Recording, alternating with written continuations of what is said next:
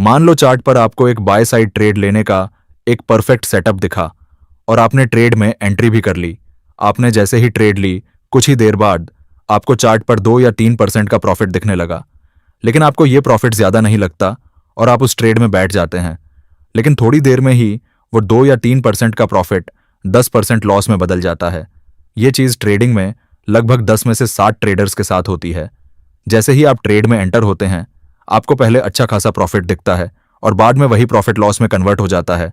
फिर एक दिन 10 में से 3 ट्रेडर्स ने दिमाग लगाया कि क्यों ना हम बड़े प्रॉफिट के पीछे ना भागकर छोटे छोटे प्रॉफिट को ही बुक करें।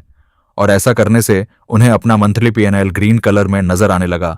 यहीं से स्कैल्पिंग की शुरुआत हुई।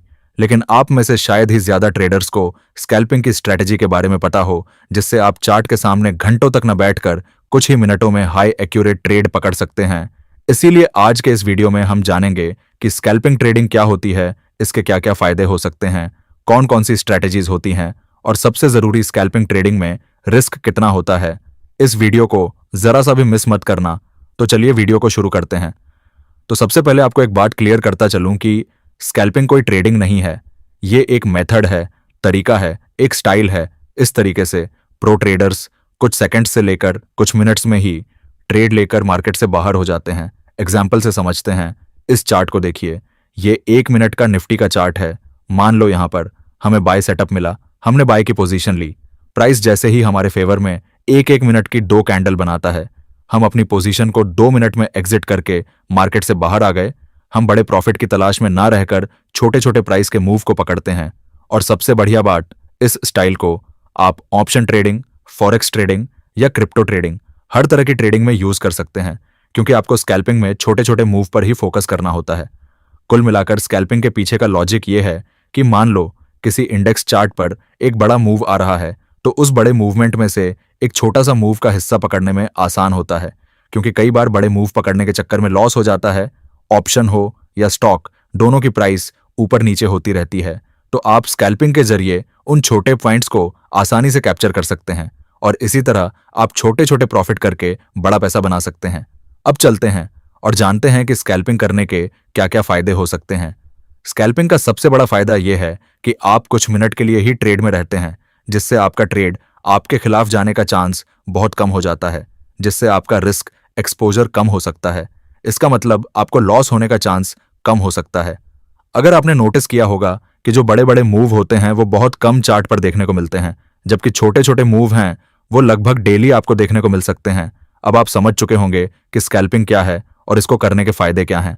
अब सवाल आता है कि स्कैल्पिंग करनी कैसे है। तो स्कैल्पिंग को करने के लिए जरूरत होती है एक्यूरेट स्ट्रैटेजीज की। अब मैं आपको कुछ बेसिक स्ट्रैटेजी बताने वाला हूं। स्कैल्पिंग की सबसे भरोसेमंद स्ट्रैटेजी नो EMA और BSEMA क्रॉसओवर के बारे में। इसे मोमेंटम स्कैल्पिंग भी कहा जाता है। सबसे पहले अपने चार्ट पर 1 मिनट या 3 मिनट का टाइम फ्रेम सेट करें। जब आप इंडिकेटर सेक्शन में जाकर एक्सपोनेंशियल मूविंग एवरेज चुनते हैं, तो 9 पीरियड वाली लाइन को नीला, ब्लू और 20 वाली को लाल, रेड रंग दें। चार्ट पर ध्यान से देखिए, 9 EMA मार्केट की करंट स्पीड बताता है और 20 EMA ट्रेंड की दिशा। जब 9 EMA की नीली लाइन 20 EMA की लाल लाइन को नीचे से ऊपर की तरफ काटती है, तो इसे बुलिश क्रॉसओवर कहते हैं। यह हमारा पहला सिग्नल है कि मार्केट में खरीदार आ गए हैं। लेकिन रुकिए, स्कैल्पिंग में सबसे बड़ी गलती यही होती है कि लोग तुरंत कूद पड़ते हैं। आपको एंट्री तब लेनी है जब क्रॉसओवर वाली कैंडल का हाई अगली कैंडल ब्रेक करे। आपका stop loss SL crossover candle का लो होगा। स्कैल्पिंग में हम 1 से 1.5 का रिस्क रिवॉर्ड रखते हैं, यानी अगर 10 पॉइंट का रिस्क है तो 15 पॉइंट मिलते ही बाहर निकल जाना है। अब बात करते हैं सबसे जरूरी चीज 920 स्ट्रेटजी में, वॉल्यूम इंडिकेटर के साथ फेक सिग्नल को कैसे पहचानें।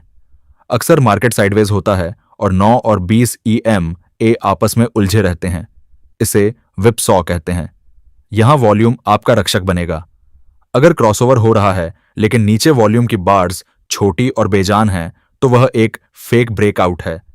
एक सफल ट्रेड के लिए क्रॉसओवर वाली कैंडल का वॉल्यूम पिछले कम से कम 5 से 10 कैंडल के औसत वॉल्यूम से ज्यादा होना चाहिए।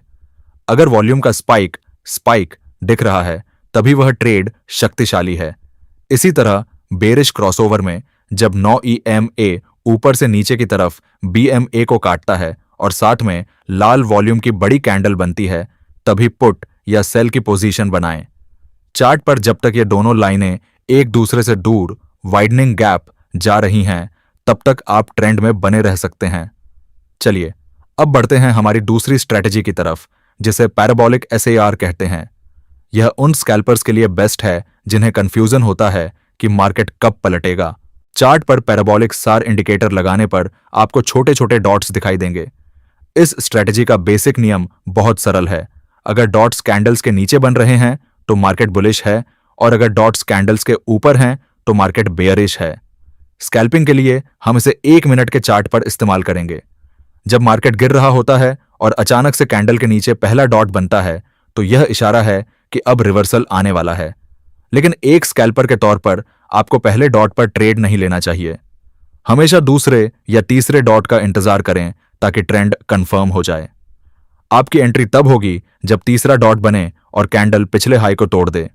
यहां आपका स्टॉप लॉस उसी डॉट के ठीक नीचे होगा, जिससे आपका रिस्क बहुत छोटा हो जाता है। फेक सिग्नल से बचने के लिए यहां भी वॉल्यूम का रोल बहुत क्रिटिकल है। कई बार मार्केट थोड़ा ऊपर जाता है, पैराबोलिक SAR डॉट नीचे शिफ्ट होता है, लेकिन अगले ही पल मार्केट गिर जाता है। इसे कैसे पकड़ें? जब पैराबोलिक SAR डॉट नीचे शिफ्ट हो, बाय सिग्नल, तो नीचे वॉल्यूम बार को देखें। अगर वॉल्यूम बार का रंग हरा है और वह बढ़ रहा है, राइजिंग वॉल्यूम, तभी यह एक जेन्युइन सिग्नल है। अगर पैराबोलिक SAR सिग्नल दे रहा है लेकिन वॉल्यूम गिर रहा है, तो समझ लीजिए कि यह केवल एक छोटा रिट्रेसमेंट है और मार्केट फिर से अपनी पुरानी दिशा में लौट सकता है। पैराबोलिक SAR की सबसे बड़ी खूबी यह है कि यह आपको ट्रेलिंग स्टॉप लॉस में मदद करता है। जैसे जैसे डॉट्स ऊपर खिसकते हैं, आप अपना प्रॉफिट लॉक करते हुए आगे बढ़ सकते हैं। जैसे ही डॉट अपनी जगह बदलकर कैंडल के ऊपर आ जाए, तुरंत अपना प्रॉफिट बुक करके बाहर निकल आएं। यह स्ट्रैटेजी ट्रेंडिंग मार्केट में आपको बहुत बड़े पॉइंट्स दिला सकती है। अब आपने ये तो जान लिया कि स्कैल्पिंग करने के क्या फायदे हैं, अब जल्दी से इसकी कमियां भी जान लेते हैं, क्योंकि अगर आप इनको नजरअंदाज करोगे तो आप और ज्यादा अपना नुकसान कर सकते हो। उससे पहले अगर आपको वीडियो पसंद आ रही है तो कमेंट करें स्कैल्पिंग मास्टर, और वीडियो को लाइक जरूर करें। तो स्कैल्पिंग करने का सबसे पहला रिस्क यह है कि आपको सेटअप मिलते ही ट्रेड एग्जीक्यूट करना होती है। इसमें आपको पोजीशन बनाते समय सोचने का वक्त नहीं होता। आपको पहले ही अपने सेटअप के बारे में सोचकर रखना होता है।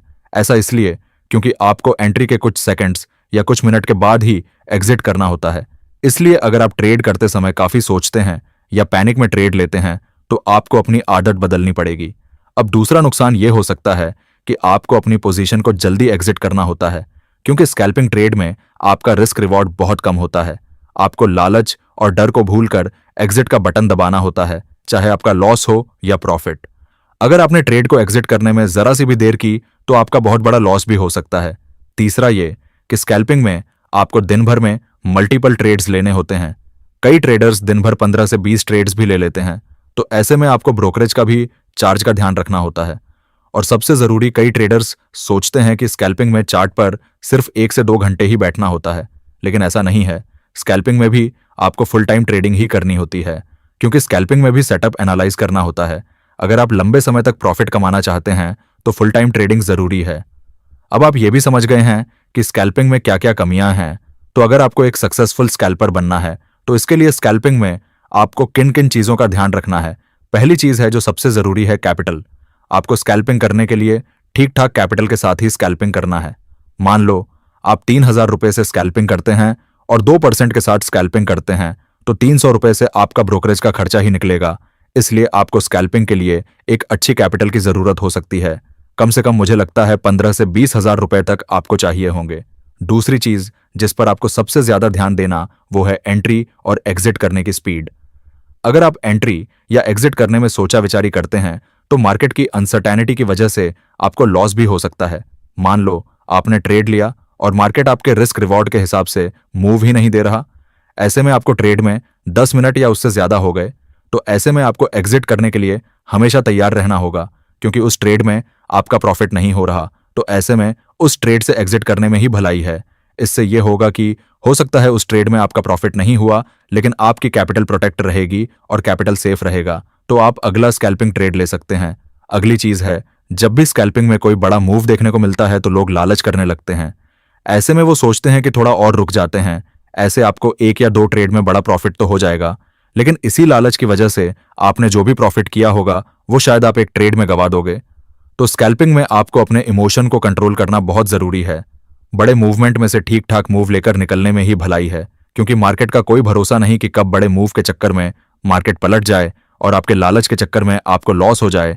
इसके अलावा आपको स्टॉप लॉस लगाना बहुत जरूरी है। अगर आपने स्टॉप लॉस नहीं लगाया तो आपका पूरा कैपिटल उड़ सकता है। अगर आपको स्कैल्पिंग की ये वीडियो पसंद आई है तो कमेंट में जरूर बताना।